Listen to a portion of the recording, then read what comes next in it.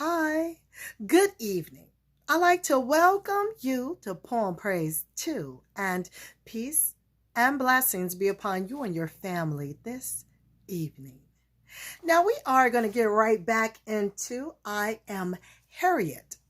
Right now we're on chapter number 3, and this is going to be the first take of chapter number 3, which is entitled A Woman on a Mission. And there is a picture for you right there. So let us go ahead and get into chapter 3, okay? And it reads as such. Harriet turned into a non-stop freedom freight train. The incredible strength and staying power she showed as a young woman working with her dad in a lumber yard made her an unbeatable conductor on the Underground Railroad. She also took side jobs chopping wood to fund her mission. Starting in 1852, Harriet began making at least one trip a year.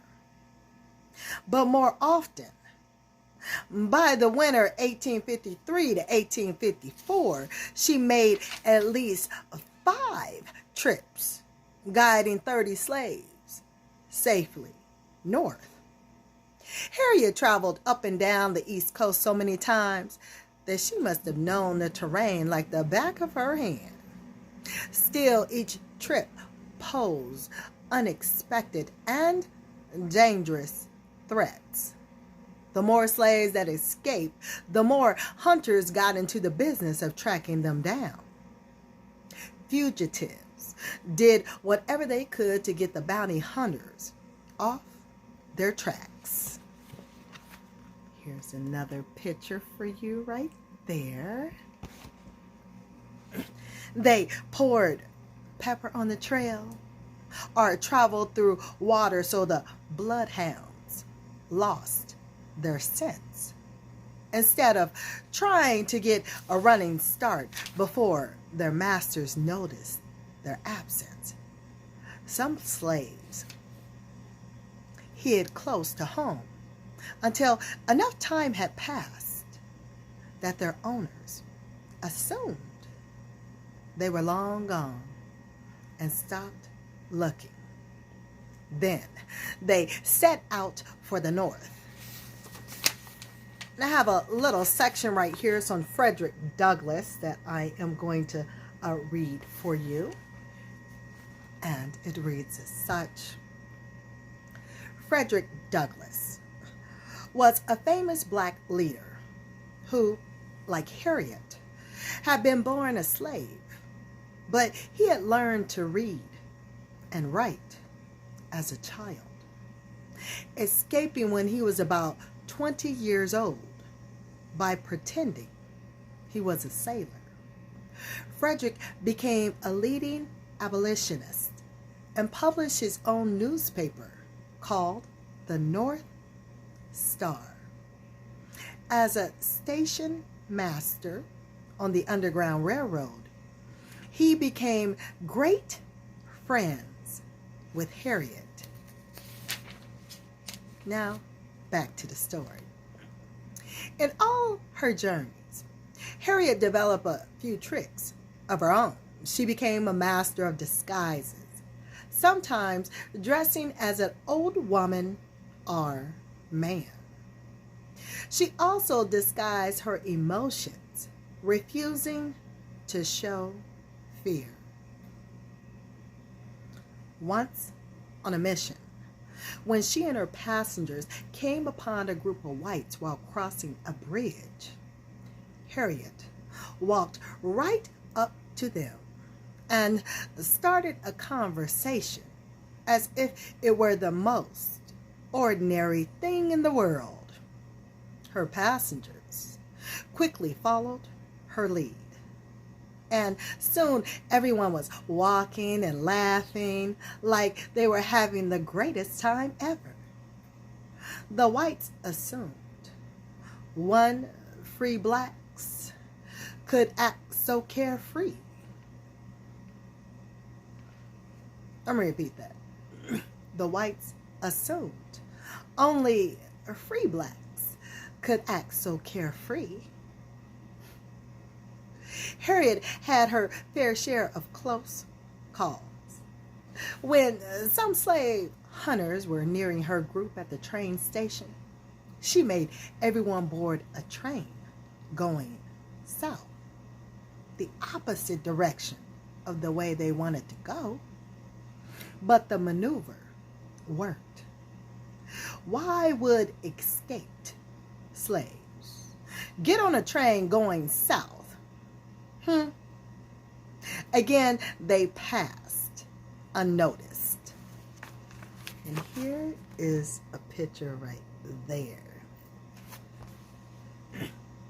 Another time, back in her hometown, where it was especially easy for her to get caught, Harriet was buying some chickens at the market when she saw her former owner approaching. She had to think fast. Harriet startled some chickens, which began squawking and flapping so much that they caught the attention of the owner, who paid no mind to Harriet. Harriet never strayed from her mission no matter what. Even if she was sick, tired, hungry, or in pain. Her ability to go for days with hardly any sleep or food was legendary. Once she had an infected tooth that was getting progressively worse along a trip. Getting help was simply too dangerous. So she knocked out her top row of teeth with the handle of the gun she always carried. Now, that's commitment. Here's where the chickens is squalling to actually get the attention of her former owner.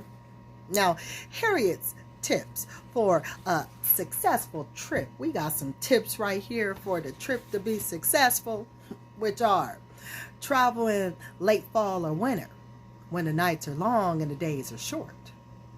Leave on Saturday night for a head start because slaves won't be missed on Sunday, their day off. Pay free blacks to tear down reward notices as soon as owners tack them up. Meet in cemeteries so that a group of slaves looks like ordinary mourners. Don't tell anyone except those who absolutely need to know about your plans. Carry a gun. No one is allowed to turn back for any reason ever. That does complete Harriet's tips for a successful trip. Now, despite all her successes, Harriet still hadn't helped any members of her immediate family go north. 3 of her brothers had tried to escape a few times between 1851 and 1854, but they were always caught.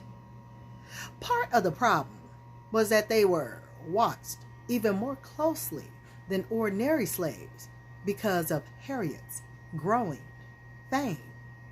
Her reputation for bravery, smarts, and strength became a common knowledge among abolitionists, people who wanted to end slavery. Now, during the 1850s, Harriet began speaking at anti-slavery rallies in the North, where people were fascinated with her story and the charming way she told it. Public appearances, however, were tricky business for a fugitive. And here is that picture, y'all, before we turn the page. They were always surprised so that slave hunters couldn't use events to catch her. Now, we're going to end this take right there for this 10-minute take of chapter 3. So I want for you to stay tuned for take number 2 of chapter 3. But until then, I certainly want for you to be well, take care, be blessed, and it beeth thy will. I'll talk with you soon here on Poem Praise 2. So, until next time, later, y'all.